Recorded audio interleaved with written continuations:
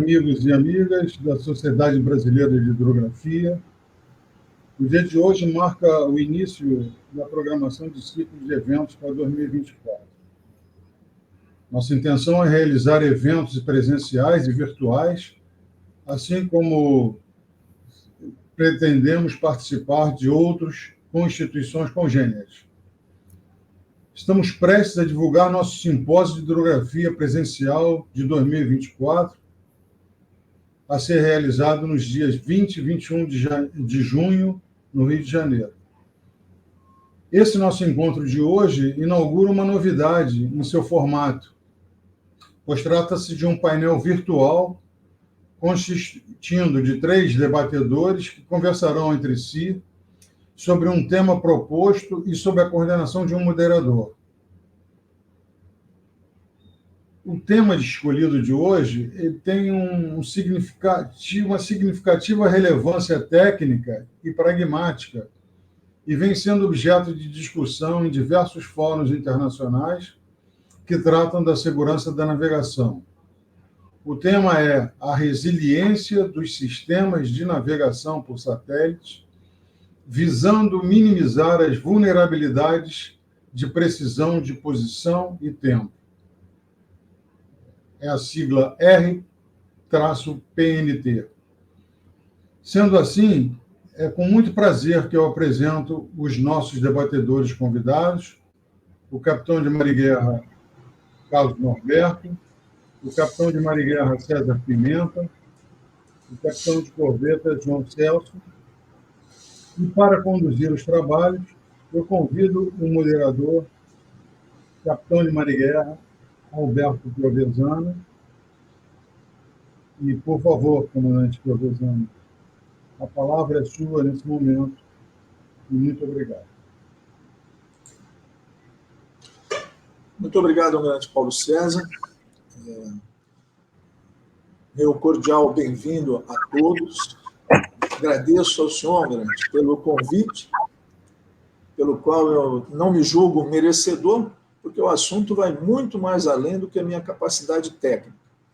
Eu apenas tenho estado muito preocupado com esse tema já há algum tempo, apenas por ter estado no lugar certo, na hora certa, e ter recebido informações sobre essa questão, né, e visto a dimensão que ela pode atingir e as consequências, principalmente, do que pode ser esse problema, né? Agradeço ao senhor por ter disponibilizado a SB Hidro para que esse assunto possa ser tratado. Eu já venho há alguns anos tentando divulgar essa informação, mas os fóruns aqui no Brasil ainda são bastante restritos. Agradeço aos participantes, ao comandante Norberto, ao comandante Pimenta, ao comandante Celso, por terem disponibilizado o seu tempo para que a gente converse sobre esse tema, que, como eu já disse, eu reputo de grande importância para o país. Eu considero que ele transcende a Marinha, transcende o Ministério da Defesa e afeta muitas outras áreas da atividade humana. O primeiro contato que eu tive com essa matéria foi numa reunião de conselho da IALA, como os senhores já bem conhecem, em meados de 2008, quando o assunto já vinha sendo tratado há alguns poucos anos, né? Foi quando eu soube que o Reino Unido estava finalizando a implantação de um sistema de backup aos sistemas de navegação por satélite, né? Ou seja, mais do que a resiliência desses sistemas, eles estavam acrescentando um sistema de backup, né? Eles estavam instalando estações de ILORAN que eram baseadas em terra, ou que são baseadas em terra. E pouco depois eu soube que a República da Coreia, que havia denunciado a Coreia do Norte, lá na Organização Marítima Internacional, devido à interferência que aquele país havia feito nos sinais de GPS na Baía de Incheon, e que, portanto, eles também estavam adquirindo da Inglaterra esse mesmo sistema de ILORAN para garantir a cobertura do seu espaço marítimo e terrestre. Eu acredito que esse sistema da Coreia já esteja totalmente operacional. A previsão era 2020, a 2021, atrasou um pouquinho, mas eu acredito que eles já estejam com o sistema operacional. E nos Estados Unidos também havia um esforço da Guarda Costeira americana junto com uma empresa, se não me falha a memória, a Ursanave, em colocar em território americano um sistema semelhante que desse cobertura à área marítima e à área terrestre. Pouco tempo depois, por um acaso, o capitão de mar e guerra da Guarda Costeira, doutor Dana Goat, ele era conselheiro da IALA pelos Estados Unidos, e ele se retirou, foi para a reserva e assumiu a presidência da RNT Foundation, Resilient Navigation and Time Foundation, em 2013. E desde então, pela amizade que nós tínhamos, ele passou a fornecer informações sobre esse problema aqui para mim, e eu procurei ao máximo divulgar e disseminar essas informações. Eles vêm produzindo e a cada vez mais massivamente artigos alertando sobre a importância da continuidade da solução PNT, posição, navegação e tempo, do qual o mundo depende de forma crítica em diversas de suas estruturas, as suas infraestruturas, tais como sistemas de transporte e navegação, sistema financeiro, tecnologia da informação, network database, telecomunicações, sistemas de abastecimento de energia. Então, são alguns exemplos desses sistemas que dependem fundamentalmente da medida de tempo precisa, sincronizada em sua fase e frequência, e o que hoje é feito por meio de relógios atômicos baseados em satélites. Então, aí eu já citei, né, navegação, operação de portos, terminais marítimos, aeroportos, bolsa de valores. Um que é muito importante para nós, agro, e vai chegar até o entregador de pizza, que depende desse sistema de posicionamento para fazer o seu trabalho, né? A título de exemplo, eu não tenho dado com toda a precisão, mas a título de exemplo, nas comunicações militares, a frequência é alterada mais de 1000 vezes, milhares de vezes por segundo. Portanto, esses sistemas precisam estar perfeitamente sincronizados, né? E eu vou adiantar aqui, eu sei que os nossos companheiros, nossos amigos vão falar nesse assunto, mas a fragilidade do sinal dos sistemas de satélite, né, os GNSS, permite que eles sofram interferências tanto naturais, como, por exemplo, tempestades solares, ou intencionais, no caso de terrorismo, ou como estamos vendo agora recentemente nos conflitos da Ucrânia e da faixa de Gaza. Nos Estados Unidos da América, né, os donos, que são os donos do GPS, o Dr. Dana tem se esforçado para sensibilizar as autoridades quanto a esse problema. Eu acho que a questão principal, além da questão orçamentária, é a sensibilização daqueles que tomam a decisão, que são os tomadores de decisão, né, nesse campo, nessa área. E ele tem indicado, preocupado, que a China está muito à frente dos Estados Unidos nessa questão, embora o assunto já esteja sendo debatido no Congresso americano. E eu fico me perguntando a questão de, e aqui no Brasil? O que é que nós temos feito quanto a isso? Então, Almirante, eu acho que essa oportunidade de estarmos discutindo isso nessa plataforma é excelente, volto a agradecer ao senhor, e eu espero que, no mínimo, daqui para frente, aqui no Brasil, possa se acompanhar mais de perto esse problema que é crucial. Como eu disse no início, eu estava no lugar certo na hora certa, né?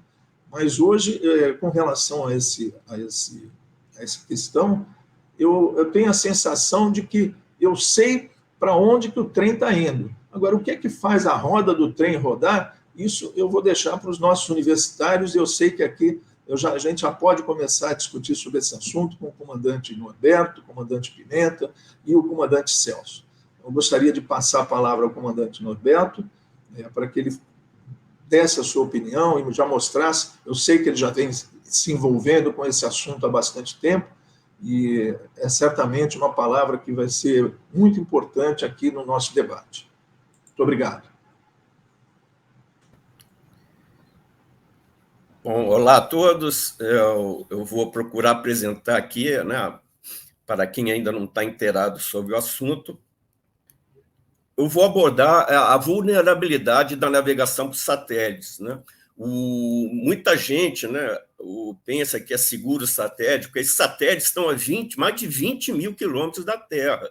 É difícil interferir fisicamente com eles, mas os sinais que chegam aqui são muito fracos, né? Muito fracos, e são sujeitos a não só a bloqueio, né, que é um problema bloqueado, aí alguém pode pegar uma navegação estimada, o dead recon, safar, ou ser chama seduzido, o spoof, né, interferir no sinal para ter um efeito, né, nocivo contra um possível adversário aí, né, por crime. Então, como eu falei, esses sinais são sujeitos a interferência devido à baixa energia com que ele chega na Terra. Hoje, você já tem bloqueadores de GNSS disponíveis, né, em ciclos militares, e até, né, você entra no piratas.com, você compra um dispositivo desse aqui, tamanho de um controle remoto, e bloqueia, por exemplo, uma Baía de Guanabara. Você bota 2 pilhas ali e está tudo bloqueado. Fora comando Piovesan abordou, registros não intencionais, né? Não intencionais, de ondas de rádio, que acaba interferindo nisso aí. Isso aqui foi um exemplo, os Estados Unidos decolou esse veículo aéreo não tripulado de milhões de dólares sobrevoando o Irã, só que ele usou um código civil do GNSS, pensando que o Irã não teria a expertise necessária. O Irã entrou no sinal, se ele tivesse bloqueado essa aeronave, ela entraria em estimada, voltaria para o porta-aviões. Mas ele seduziu, ele foi falsificando os sinais e fez com que esse Vante aí, né, enfiasse lá numa duna do deserto, perdeu-se o drone, foi lá todo mundo espionar ele no deserto, né, perderam informações militares valiosas por conta disso. Isso aqui é um caso, o primeiro acidente que teve, esse Real Majesty, né, o Costa Concorde de 95, só tinha um GPS lá no navio. O faxineiro tropeçou no cabo e desligou o sinal. E por vários motivos, ninguém percebeu essa falha e o navio acabou encalhando aí em Águas Claras, né? Foi o primeiro acidente envolvendo aí GNSS, porque perdeu-se o sinal. Hoje alguém pode, né, bloquear o sinal, ninguém perceber, né, e ter esse tipo de acidente também.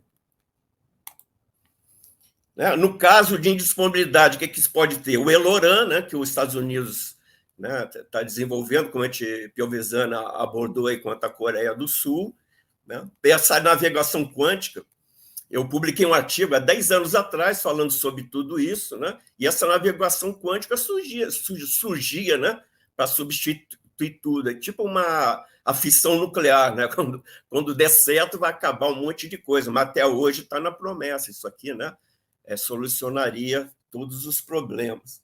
Existe uma falácia que diz a navegação astronômica substitui só em alto mar. Em alto mar ninguém bloqueia ninguém, nem tem perigo a navegação em alto mar, em termos de bater no alto fundo, numa ilha, etc. Então, a navegação astronômica, nesse caso, não dá.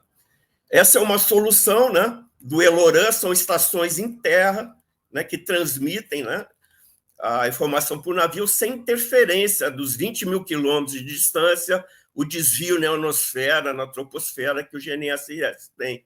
E tem outras vantagens, entra dentro de túnel, né, e a redundância também.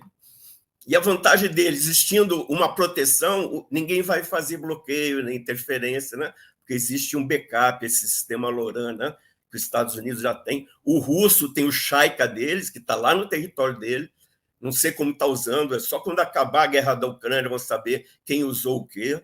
Hoje em dia, como o comandante Piovesan abordou, o GNSS da Rússia e o chinês são muito mais resilientes que o norte-americano, para uso civil principalmente, porque o norte-americano, lá, os Estados Unidos, está fazendo, né, a proteção lá para os meios militares dele, mas ninguém sabe como é que está isso. Isso aí seria uma rede Eloran na nossa Amazônia Azul, né, um monte de estações ao longo da costa, seria um investimento aí astronômico, né? Não sei se aproveitaria antenas aí de GPS, etc., mas nós estaríamos protegidos aí, né, contra qualquer ataque aí, satelital. Isso aí, né, é um custo muito elevado, difícil que alguém encampe uma ideia dessas. Então, eu encerro aqui, principalmente abordando a problemática principal, e como o comandante Piovesan falou, ele me manda muitos e-mails atualizados aí, mas a gente vê não fazendo muita coisa a respeito disso, principalmente no Brasil. Então, eu encerro aqui minha apresentação. Muito obrigado, comandante Norberto.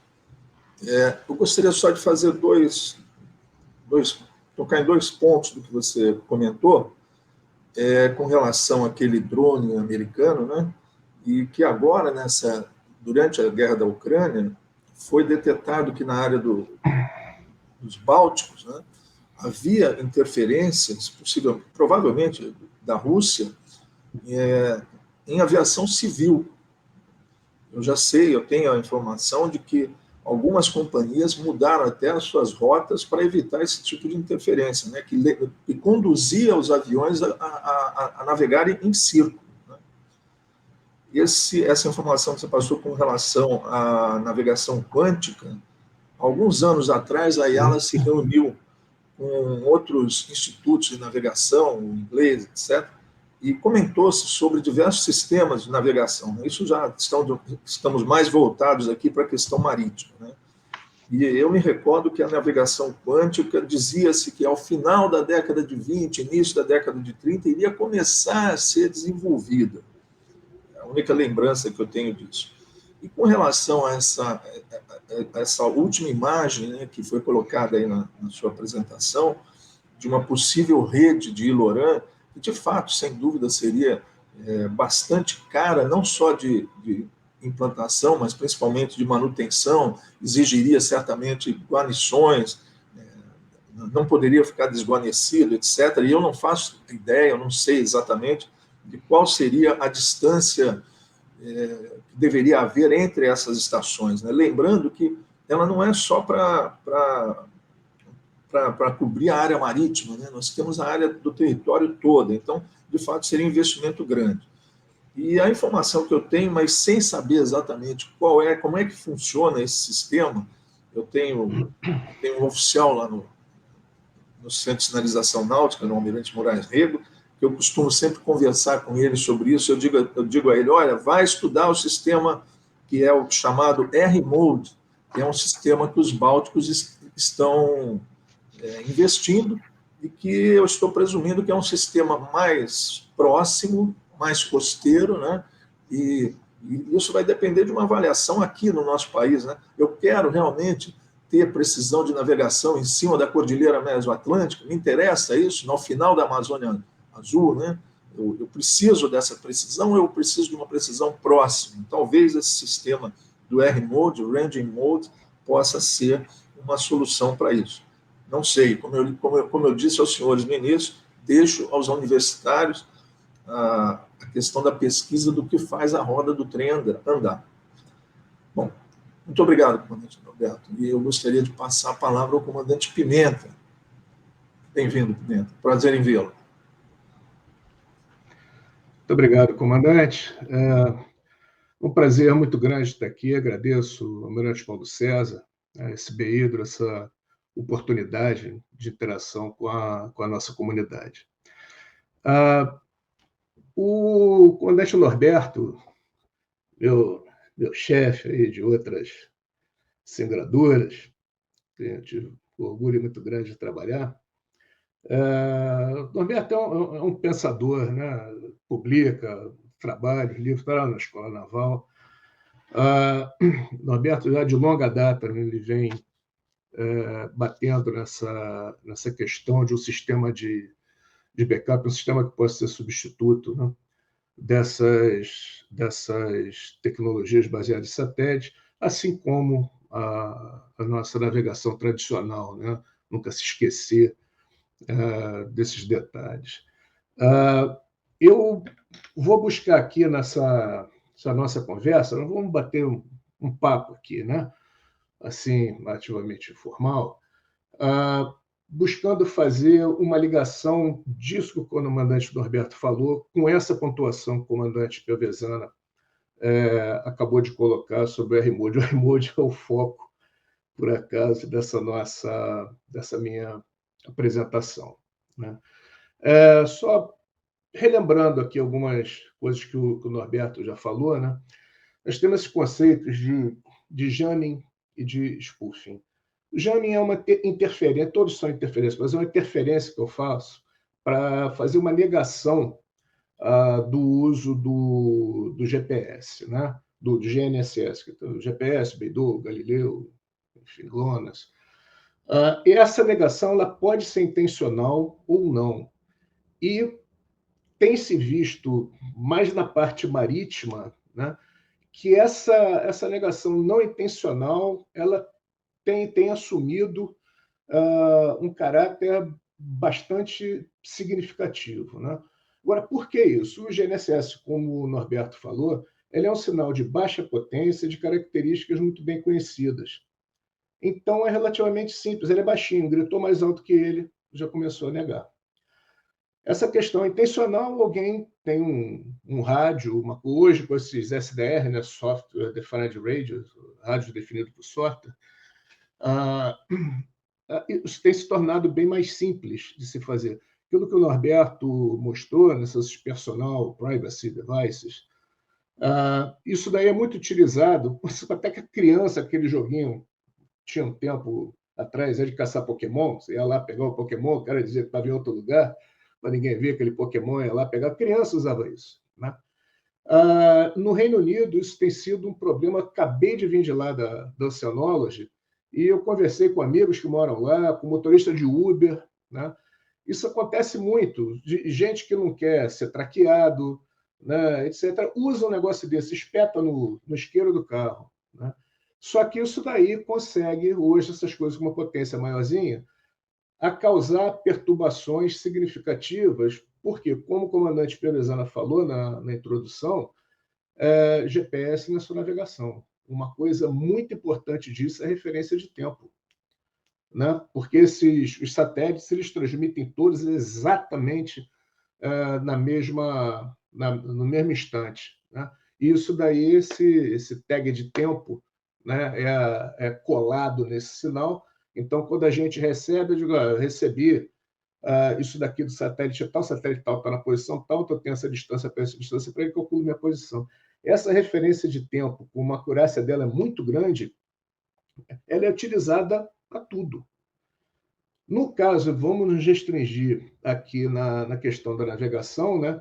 Isso daí interfere com sincronismo de boia e com o nosso bom e velho AES, né?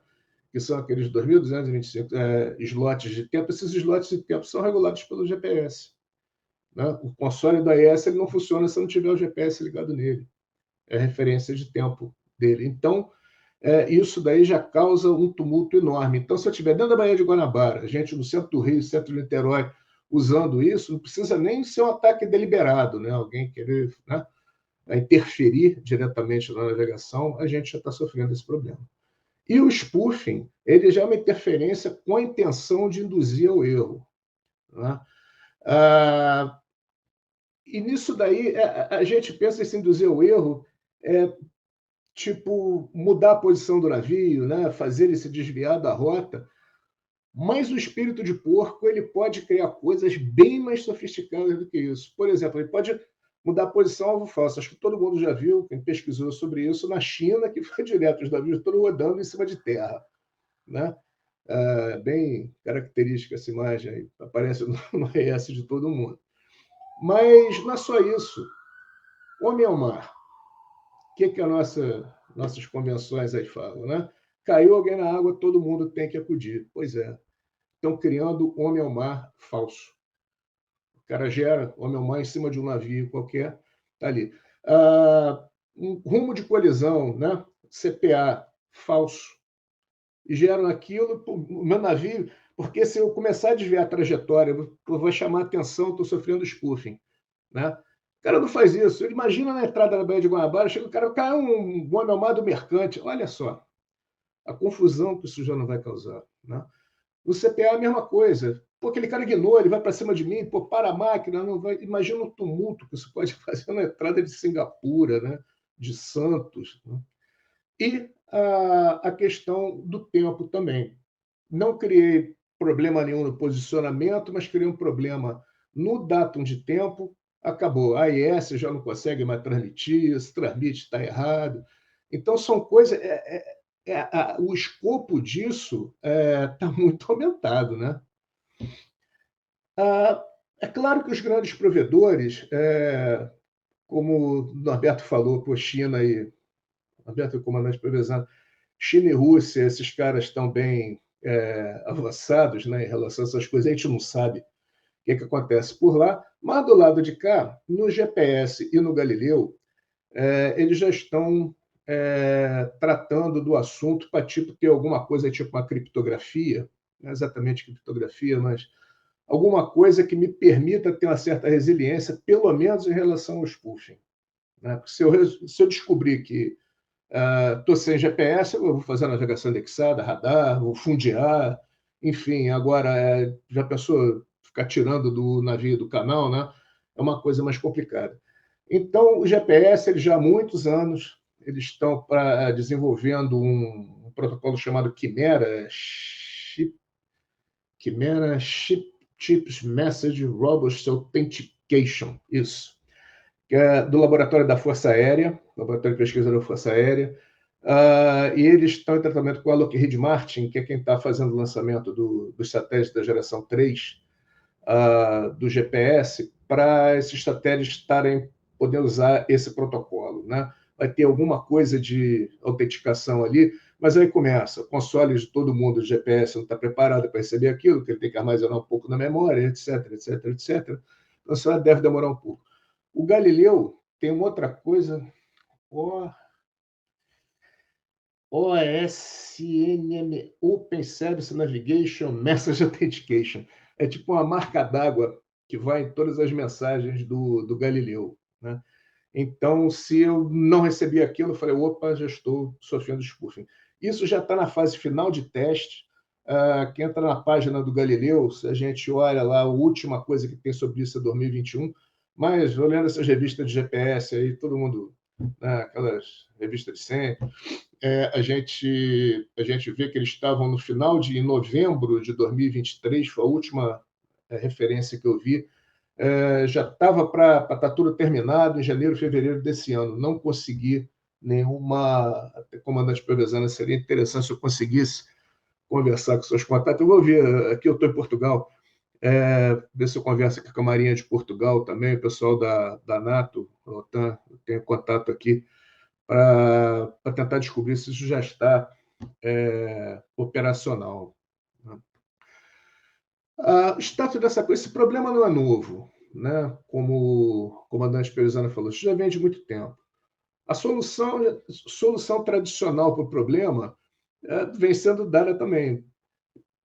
Aumentar estupidamente a tensão, como o Norberto mostrou, foi muito feliz esse slide que o Norberto colocou ali sobre o navio que encalhou porque o GPS desligou e ninguém percebeu. Né? Muita atenção, está sempre checando essa posição porto meio, que é o que a gente fazia quando a gente navegava só com o radar, né? Sempre, né? Pegar uma marcação também, coisa e tal. Então, ter-se nas águas sempre que possível, né? Perto da costa. Isso.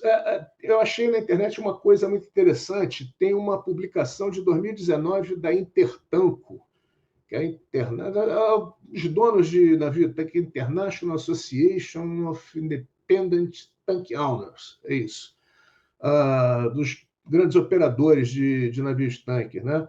Eles têm uma publicação de 2019, que essa publicação ela lista todos os procedimentos que vão até fundear o navio, né? Pô, não dá, para. Então, como é que você deteta o jamming, o spamming, etc. Essa questão, o comandante Provenzano mencionou da guerra da Ucrânia, né, e da faixa de Gaza, etc. A Rússia ela fez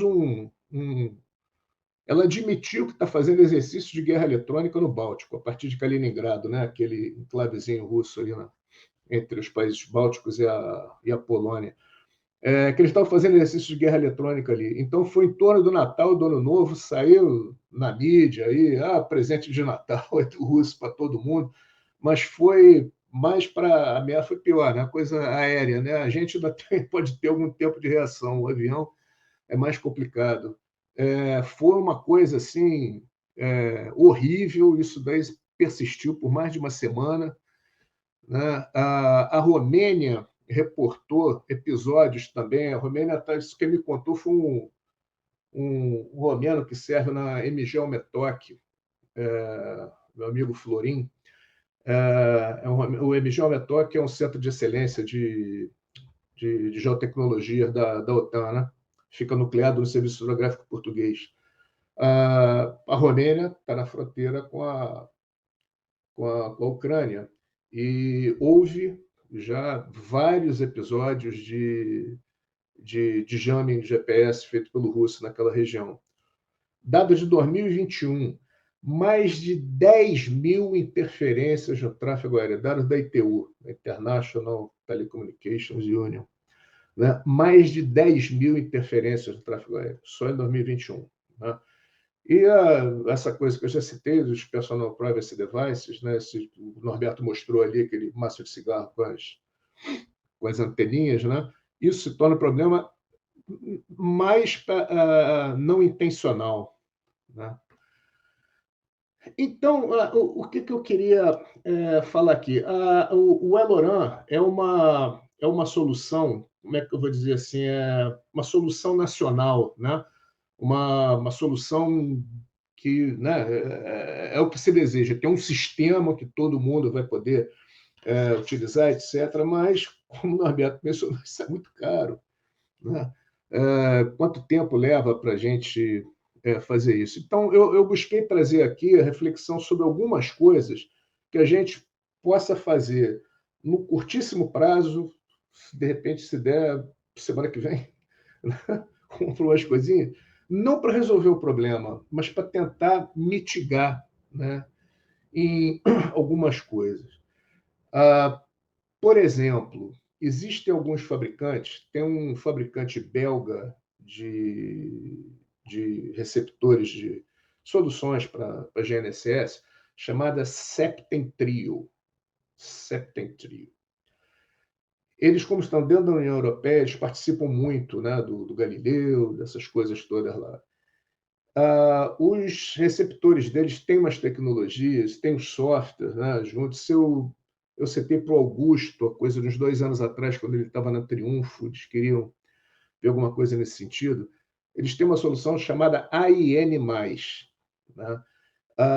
Esse AIM+, são os algoritmos que eles têm, eles ficam com um analisador de espectro, onde dá para a gente notar claramente quando tem um ataque narrowband, né, quer dizer, praticamente em cima de uma frequência só, uma banda muito pequena, onde eles eliminam a recepção daquela área, e também o ataque broadband, quando vai negar uma parte grande do negócio.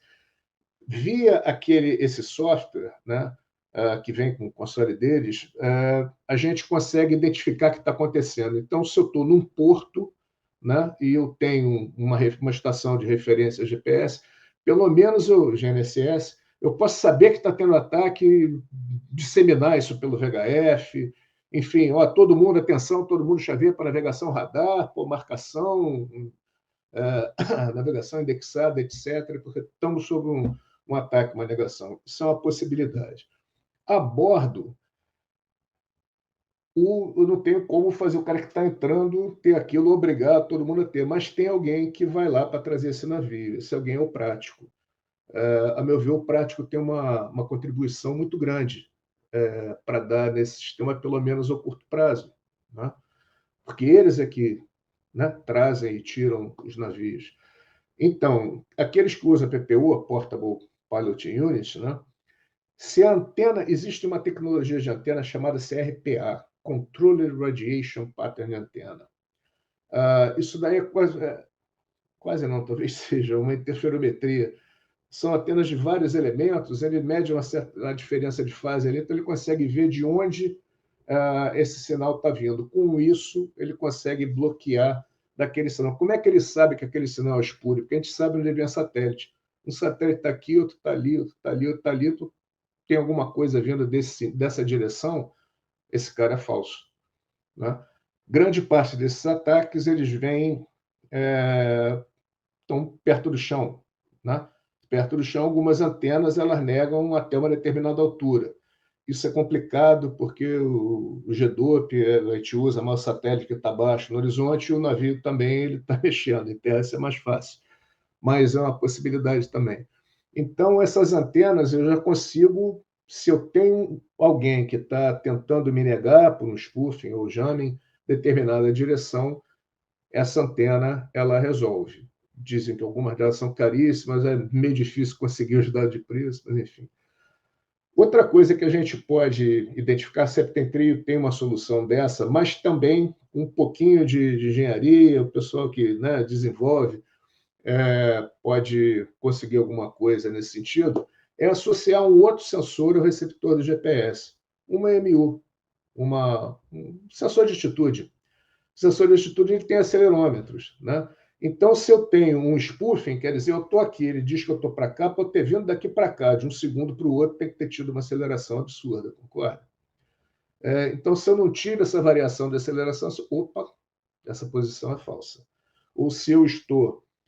uma coisa que eles fazem é ir desviando o navio um pouquinho da rota, né? O suficiente para ali na frente ele sair do canal.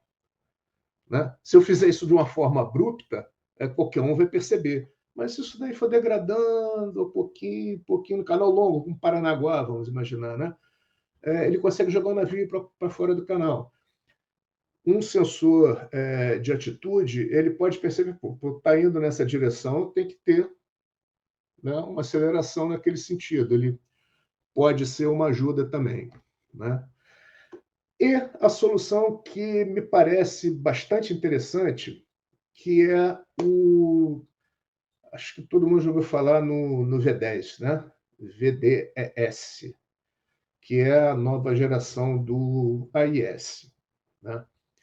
O que é o V10? O V10, assim, muito superficialmente, o AIS nós temos 2 canais, né? A e B, 167, 62, ponto alguma coisa. Enfim, então, são 2 canais ali, do VHF. O V10 ele tem 7 canais.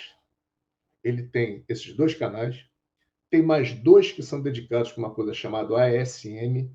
ASM são mensagens, que são a mensagem 6, que é direcionada, a mensagem 8, que é broadcast. Chama-se Application Specific Message. É quase que um programinha que eu faço. Uma coisa que é muito utilizada para isso esses AIS Atom. Eu posso botar um monte de sensor ambiental e mandar aquilo por AIS, manda por ASM. No site da IALA tem lá as ASMs que estão autorizadas. Tem uma, o Brasil tem uma, feita com um engenheiro da Petrobras, que é a Offshore Unit Dimension, está usando isso em operações de movimentação. Transmite o shape, em vez do triangulinho, vem um shape, a plataforma com shape todo estranho, ele transmite aquele shape. Então, 2 canais só para isso, porque está crescendo o uso de ASM, o número de canais é limitado, aquilo está saturando o VHF Datalink, o link do AIS. Né? Então, agora tem 2 canais e com uma largura de banda maior, né? Uma densidade de bits maior. Só para isso. Tem 2 canais, tem um canal que é o AIS por satélite. Diga, Pimenta, mas já não tem AIS por satélite? Não. Isso que a gente tem um satélite que pega o sinal do AIS e te disponibiliza de alguma forma, normalmente por rede.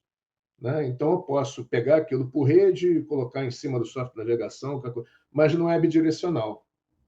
Né? Eu não leio direto. Agora não, é um link satélite, onde eu posso, inclusive, mandar isso o core do e-navigation. Né? Eu posso mandar dado quando é que eu chego no porto, etc. Essas coisas todas por satélite. É bidirecional, como o porto pode mandar para o navio também.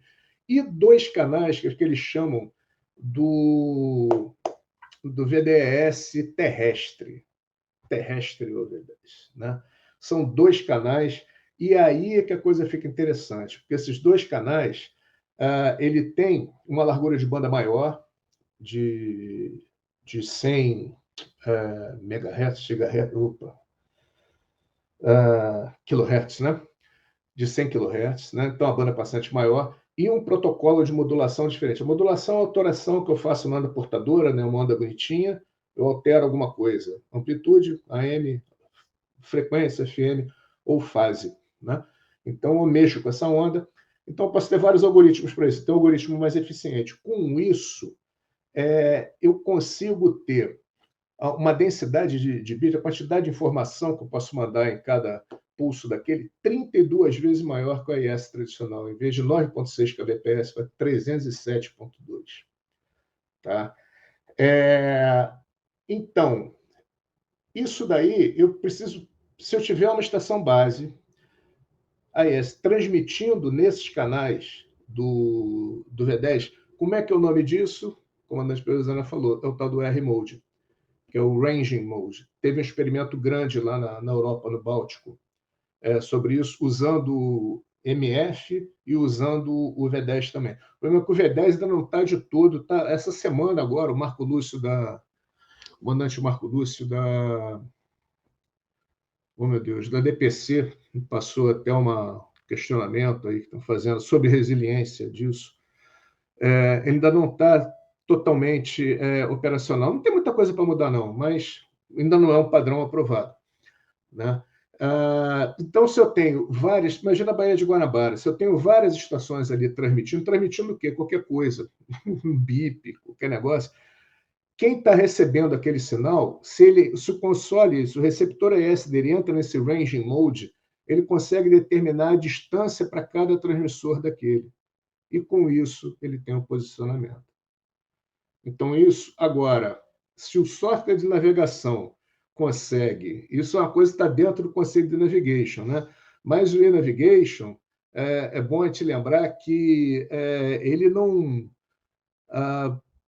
como é que eu vou dizer? Ele trata dessa filosofia, mas quem vai fazer o negócio para ler, para receber, formatar a mensagem, isso depende da aplicação, né? A navigation não define esse tipo de coisa. Então, se o software de navegação estiver apto, né, a CNS Systems está desenvolvendo isso aí, a receber esses sinais, né, AES, de várias estações, e com isso plotar uma posição, acabou o problema. Eu tenho um backup, né, que é muito mais barato e simples da gente implementar do que o Eloran, só que o Eloran é uma solução para a costa inteira. Isso daí, como é VHF, é a solução bem mais restrita, né? Não é uma coisa, não compete um com o outro, né? Mas é uma solução que está dentro do escopo da navigation, né? O V10 tem um papel muito grande a desempenhar ali dentro, e é uma solução que é factível, né? É execuível, vamos dizer assim, não custa uma fortuna. É uma coisa que autoridades portuárias podem pensar em implantar. Mas a Pimenta, e o software de navegação, o ECDIS, se o ECDIS passar a ler isso depois que o V10 for aprovado, né, muito possivelmente vai acontecer.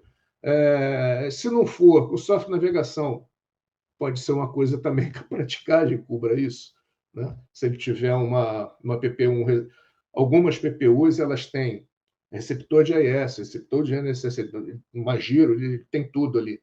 Se ele tiver uma PPU dessa mais avançada, com a capacidade de se posicionar dessa forma, também estaria, é uma possibilidade, né, de se abordar esse problema. Então, sumarizando, né, falei um monte de tempo aqui,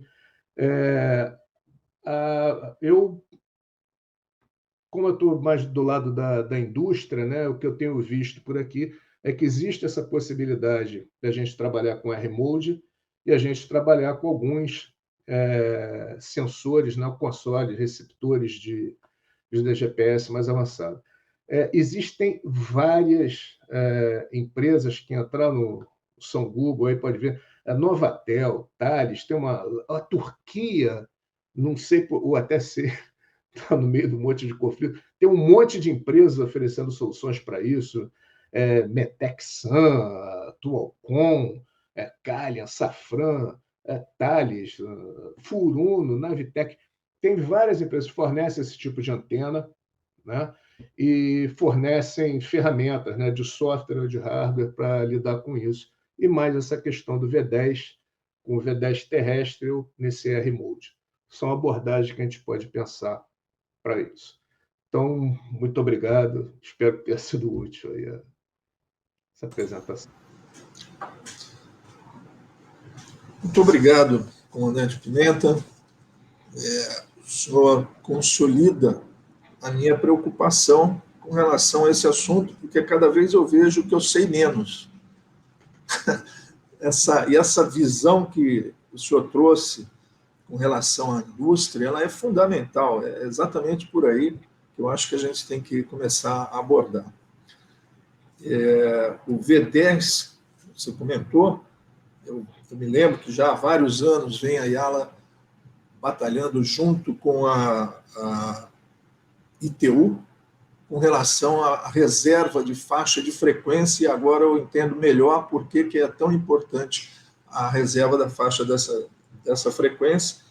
E muito obrigado também pela exposição sobre o Ranging Mode, que eu também tinha essa ideia de que seria um sistema mais barato e talvez uma primeira aproximação para o nosso país aqui, que é muito mais a questão da segurança próxima, portuária, do que uma questão de longa distância. Eu não sei, provavelmente ele não seria aplicável no caso do nosso território, na área terrestre, mas para a questão marítima, eu não tenho dúvida que me parece ser uma solução muito interessante e a um custo bastante razoável, né? Eu queria só atualizar uma informação que eu passei no início com relação aos saltos de frequência das comunicações militares. Eu acabei de receber a informação aqui do ex-diretor do CASNAV, o comandante Caio, estava comandando o Brasil até pouco tempo, eu perguntei a ele para confirmar. O salto de frequência nas comunicações militares, segundo ele, existe uma matéria numa revista científica do ano de 2020 que fala em 100 mil vezes alterações dentro de um segundo para as frequências militares. Então, por aí a gente vê como é que é importante essa sincronização do tempo. É fundamental a sincronização do tempo. E é aí que eu digo que ela vai muito além da simples segurança da navegação, a navegação em si, né? E a navegação, já que o comandante Pimenta citou, né, realmente a gente não pode nunca deixar, e o comandante Norberto também, deixar esquecer o que nós já conquistamos, né? A navegação, eu, quando fui instrutor de navegação na Escola Naval, já dizia que é um somatório, né? São camadas que nós vamos somando, mas sem esquecer o prumo. Eu acho que é um equipamento indispensável em qualquer embarcação. Prumo é indispensável. Eu não abriria a mão do prumo em nenhuma embarcação. Então, na questão específica de navegação, realmente é um somatório de informações. Eu pediria ao comandante Celso, então, que se juntasse aqui aos nossos palestrantes e mostrasse a sua visão quanto a esse assunto. Eu estou certo que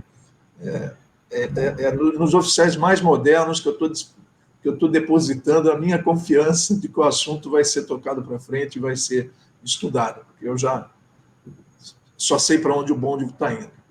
Por favor, comandante Celso. Olá a todos. O que há de mais moderno aqui na apresentação. Eu fui convidado, agradeço o convite primeiramente, a falar um pouquinho sobre a influência da incerteza horizontal na hidrografia, ou seja, nos nossos sistemas que coletam os dados de batimetria no campo e geram nossas cartas náuticas, que, em última análise, a gente vai receber essas informações de posição do navio, vai compará-las com o que está na carta. Então, para o navegante hoje, não basta só saber qual o valor de profundidade de certo lugar, mas qual a confiança daquilo lá? Esse valor não está deslocado? Como os senhores falaram antes de mim, todos esses efeitos que podem acontecer no GNSS, eles acontecem quando a gente está coletando esses dados para fazer a carta, porque o nosso principal sistema de posicionamento hoje é o GNSS, não há como fugir disso. Eu também preparei uma pequena apresentação aqui, só para mostrar aos senhores como funciona, né, o posicionamento a incerteza horizontal na nossa batimetria.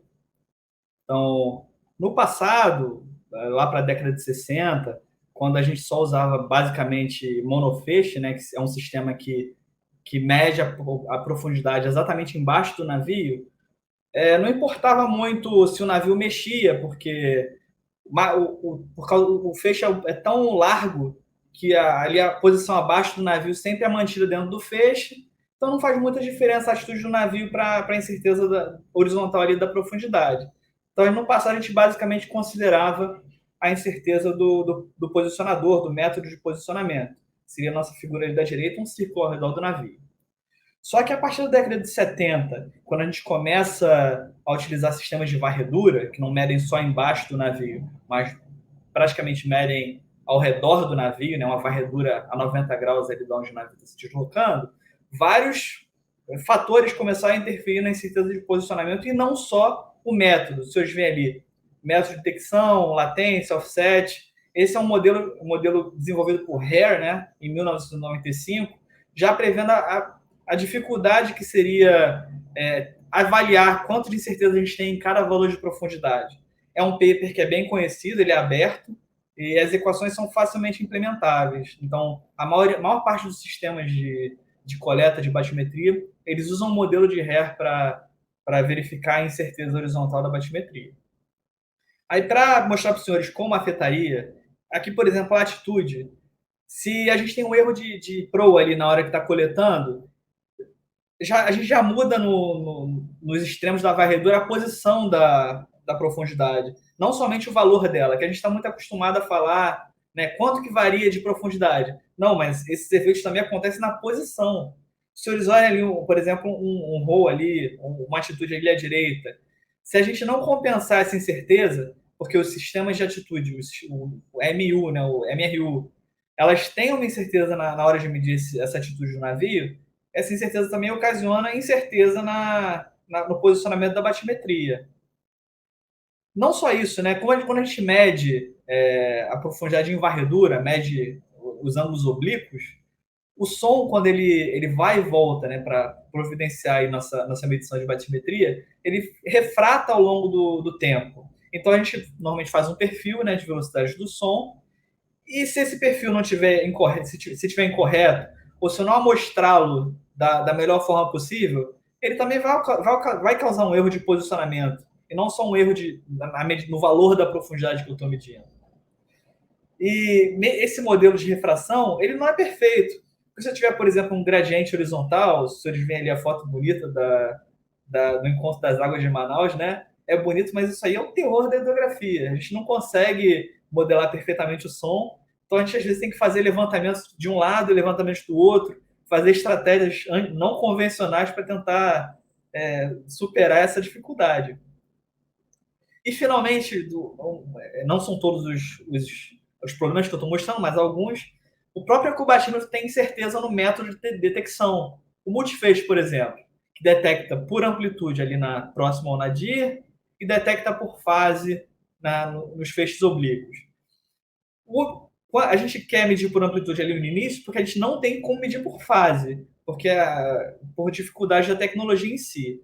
Mas a amplitude ela é enviesada para o valor mais forte. Então, se ali no feixe eu tenho areia, mas tem uma pedra no canto do footprint ali, que é o círculo que a gente está insonificando, a gente está enviesando nossa medição para onde a rocha está. E eu queria, na verdade, quando a gente mede, a gente está esperando o centro, né? Então, na detecção por amplitude, eu tenho um erro de posicionamento dependendo do tamanho do footprint ali, ou seja, quão fino é o feixe. Obviamente, sistemas mais caros têm feixes mais finos. Mas quando eu consigo sair da amplitude, né, conseguir para a fase, eu também tenho incerteza da própria medição de fase, que ela é flutuante, como vocês veem ali no gráfico, né? Eu botei isso aí um tempo atrás. A gente faz por regressão e a gente tem uma flutuação ao redor do valor médio, que também gera incerteza de posição. E quando a gente faz um levantamento, a gente naturalmente tem requisitos, né? Essa publicação é S44 do HI. Os senhores veem aqui que a maior parte dos levantamentos de portos estão aqui na ordem especial, 2 metros. As pessoas podem se perguntar, mas 2 metros? Qualquer sistema de posicionamento dá isso hoje em dia. Então, os senhores veem que não é muito restritivo. Então, eu posso usar qualquer coisa? Então, pode parecer meio irônico, mas o problema principal não é aqui na THU de usar um sistema mais problemático, e sim na detecção de feições. Por quê? Hoje, os nossos modelos batimétricos, eles são médias, né? A gente faz células, uma superfície gridada, separa células ali e faz média de todas as profundidades que a gente mediu naquela célula. Se eu começar a ter muita incerteza horizontal, eu vou começar a misturar feições, células que não são, na verdade, as mesmas. Por exemplo, eu tenho uma célula, uma pedra aqui na célula. Se eu tenho uma incerteza horizontal, eu vou começar a pegar posições dessa pedra e colocar em outras células, eu vou borrar a minha superfície todinha. Eu vou mostrar um exemplo depois. Senhores, olha aqui, eu não tinha um dado coletado, então isso aqui é uma simulação. Esse primeiro é o dado que eu coletei de fato, de PPK, que eu tenho certeza horizontal muito pequena. Os senhores conseguem ver a minúcias ali, todas as pedras ali nessa superfície batimétrica. Aí o que eu fiz? Usando um código que eu fiz aqui, eu comecei a inserir erro gaussiano no posicionamento. Aí eu inseri 50 centímetros nesse aqui, 50 centímetros, simulando que mais ou menos eu teria no RTG. Depois 2 metros aqui, simulando que eu teria mais ou menos no GPS. E 5 metros, simulando aqui uma boa condição de GPS absoluto. Vocês podem ver que as feições, que eu vinha muito bem aqui, eu consigo ver aqui nos 50 centímetros. Isso porque a resolução que a gente usa normalmente para essa superfície gridada ali, ordem especial, é mais ou menos 50 centímetros. Então, não estou vendo a descaracterização que a incerteza causa. Mas quando eu começo a passar do tamanho da célula, aqui, por exemplo, do GPS, eu começo a gerar problemas, porque minhas varreduras começam a se modificar ali para frente e para trás, para os lados. Eu começo a fazer médias, a borrar minha superfície todinha onde eu não devia.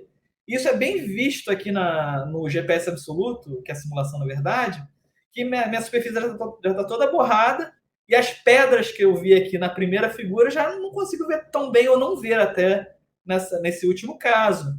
Então, é irônico, mas um problema de posicionamento horizontal num levantamento, ele interfere mais em feição do que propriamente na especificação do HI.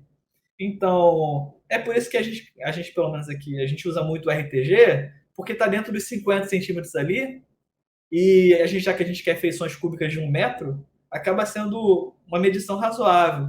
Mas conforme os sistemas forem avançando, a gente, por exemplo, no futuro a gente queira uma feição menor ainda, eu vou ter que avançar, por exemplo, com PPK, para métodos de posicionamento melhores, né? Então, era só isso que eu queria expor, foi bem rápido, mas só para dar aos senhores uma ideia de como o posicionamento horizontal afeta a hidrografia. Obrigado, comandante Celso. Muito obrigado aí pela sua valiosa contribuição, principalmente porque nós estamos aqui falando em resiliência de PNT, né, principalmente posição e navegação, no caso da visão marítima, né? Mas por quê? Por que eu preciso de posição e navegação? Para aplicar isso aonde? Eu vou aplicar numa representação gráfica, no caso é a carta náutica. Então, se eu não tiver a qualidade de uma carta náutica que realmente justifique eu ter essa preocupação, de nada vai adiantar. Então, sem dúvida nenhuma, que a questão da precisão da representação terrestre ou marítima, onde eu vou estar navegando e que eu vou precisar, sim, de uma resiliência de posição e navegação, é fundamental que essa representação ela esteja de acordo com a minha necessidade, de acordo com aquilo que eu vou ter disponível para essa questão de resiliência de posição e navegação. Eu gostaria de deixar aberta a palavra, quem quisesse fazer algum comentário sobre os outros posicionamentos que nós tivéssemos aqui. O comandante Norberto já está sinalizando que gostaria de falar. Por favor, Norberto. Só para não ficar um ruído aí quando os Estados Unidos fez o GPS e não queria que todo mundo usasse, ele fez a disponibilidade seletiva, né? Só quem tivesse equipamento deles que tinha precisão. No ano 2000, né, quando ele abriu a alta precisão dele, ele passou para outro sistema de negação regional. Então, quem faz negação é o dono do sistema de satélite. Tanto é que o europeu, como viu que todos os GNSS do mundo são militares, o russo, o chinês, o americano, ele fez um GNS civil que não tivesse sujeito à negação por parte do proprietário do sinal, né? Agora, as outras, digamos, às vezes a gente chama de negação, não, são interferências, que pode ser bloqueio ou a falsificação de sinais, né? O comandante Celso também falou, o monofeixe nos anos 60, o monofeixe foi até o final dos anos 80, né? Eu usei o primeiro GPS lá na Barra Norte do Rio Amazonas, quando o Piovesan era o SSN, né? Usei para rastreamento em 89, depois ainda veio o SideScan, né? O sonar de varredura lateral, o multifeixe foi lá para meados de 90, né? Então, a gente usou muito monofeixe nessa aí. Ok? Obrigado. Comandante Pimenta, por favor. Alô? Não, parabéns, João. Sua palestra sua apresentação foi muito legal. Inclusive, tem uma coisa dentro das normas do HI, está escrito lá, né? É exatamente o que você apontou.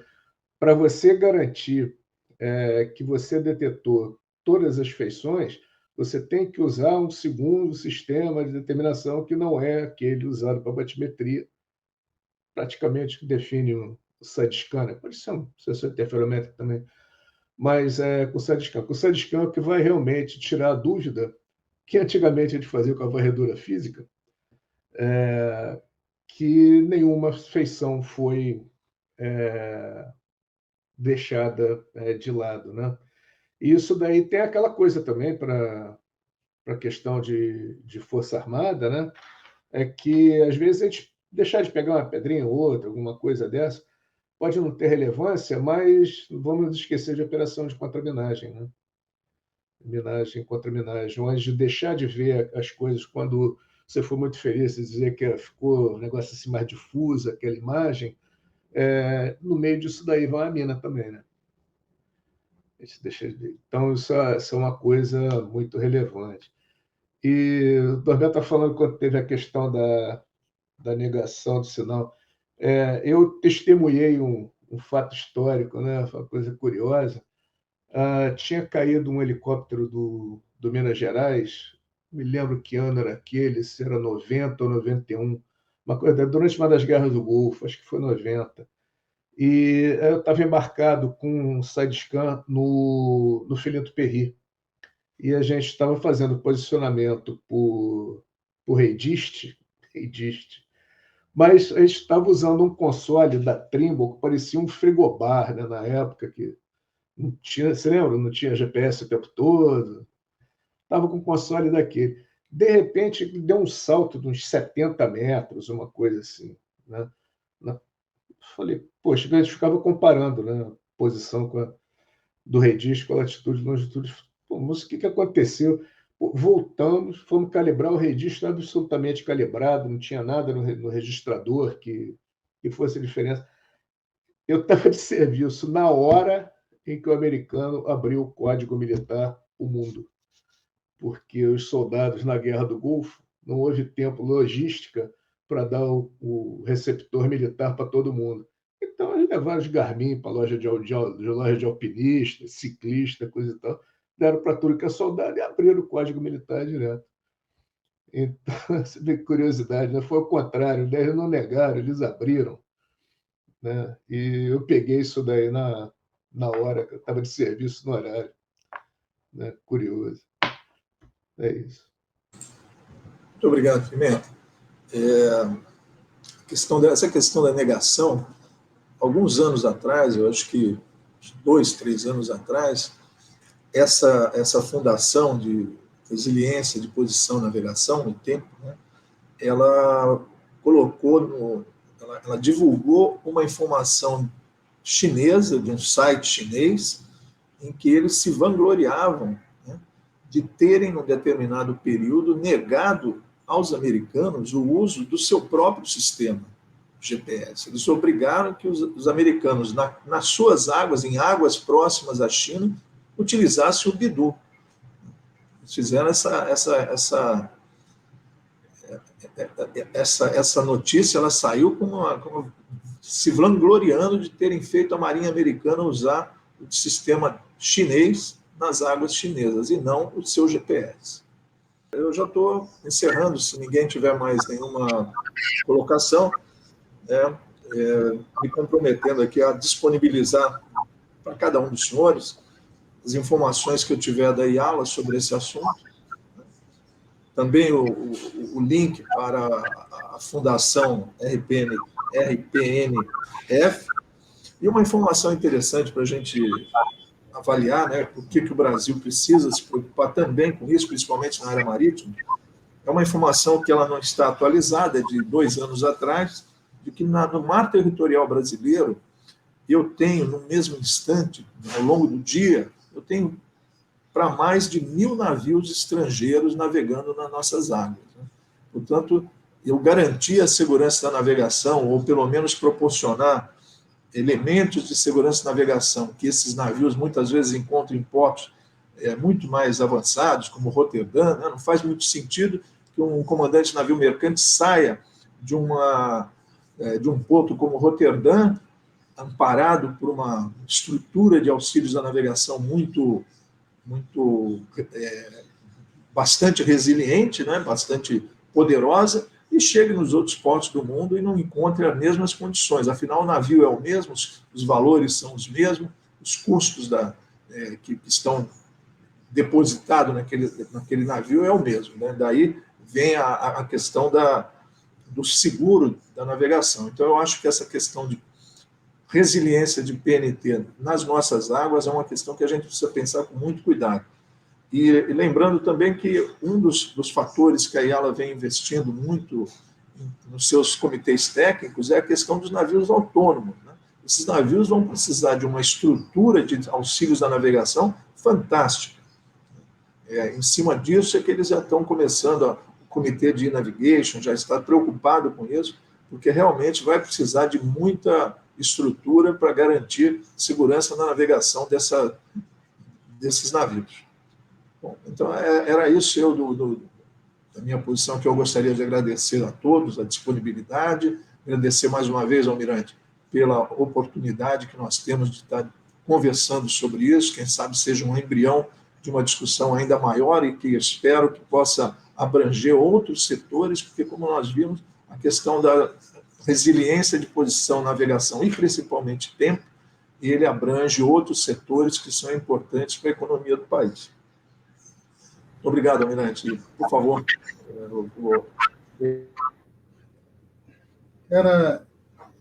Eu quero só corroborar as tuas palavras aí, viu, Piovesan? Dizer que a Sociedade Brasileira de Hidrografia fica muito feliz em poder realizar um evento de tamanha importância como esse, né, esse assunto, né, e que a gente possa ser realmente um veículo para difundir isso, sobretudo na Marinha do Brasil, entendeu? Na hidrografia, evidentemente, na sociedade de hidrografia, e também na sociedade brasileira, onde envolve todos esses aspectos fundamentais, que seja na área do transporte marítimo, seja na área do transporte aéreo, entendeu? E seja sob o ponto de vista, efetivamente, também na área da defesa. Então, eu fico muito feliz da sociedade brasileira realizar esse evento, do qual eu agradeço profundamente a vocês aí, viu, Pimenta, Norberto e Celso, e a você pela bela coordenação que fez, viu, Piovesan? E dizer que nós vamos replicar esse evento provavelmente durante nosso simpósio esse ano, no mês de junho, e dizer que, para mim, pessoalmente, é uma satisfação imensa, porque, como você disse, né, que você, Piovesan, conhece o trem, mas, inclusive, sabe que existem umas rodas lá, mas que não... E sabe para onde o trem vai, mas não sabe direito como é que ele caminha. Eu também digo para você que eu ainda estou no estágio anterior, né? Mas, de todo modo, sou extremamente curioso, com essa curiosidade científica importante, de algo que é significativo. Esse tema é significativo, nós vamos multiplicá-lo. Evidentemente, eu estava agora pensando, antes de terminar, eu gostaria de dizer isso, nós conseguimos fazer o segundo volume, né, com um esforço do Palmer, com o Almirante Adrião, da história da hidrografia brasileira. E voltando agora para o aspecto da hidrografia, muito bem abordado aí nesse tema pelo Celso. Agora, a gente tem que engrossar esse livro, entendeu? Porque o avanço tecnológico foi exponencial. Então, a gente vê que do ecobatímetro para cá, do ecobatímetro monofásico para cá, nós tivemos aí uma evolução significativa. Então, era isso que eu gostaria de dizer a todos, agradecer mais uma vez, agradecer a ACTA aí pelo apoio fundamental que nos deu para a realização desse evento, e aguardamos todos vocês, nossos debatedores, e você também, Piovesan, e a todos os que estão nos assistindo, entendeu? Para que a gente venha fazer um próximo evento valoroso como foi esse. Muito obrigado a todos, e aqui eu encerro o nosso evento. Até lá, até o próximo evento, ok? Obrigado.